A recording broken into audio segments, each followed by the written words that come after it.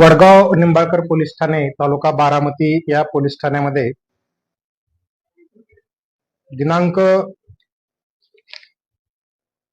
24 April रोजी POCSO अंतर्गत एक गुन्हा दाखल होता, ज्यामध्ये एका अल्पवयीन मुलीवर तिच्या आजीच्या भावाने तिच्यावर अनैतिक अत्याचार केलेले होते.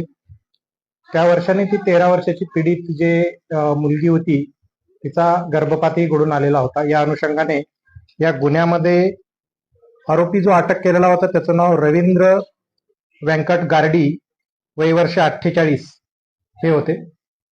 सदरची व्यक्ती अटकेत असताना तिला दिनांक 30 एप्रिल पर्यंत पोलीस कोठडी देण्यात आलेली होती.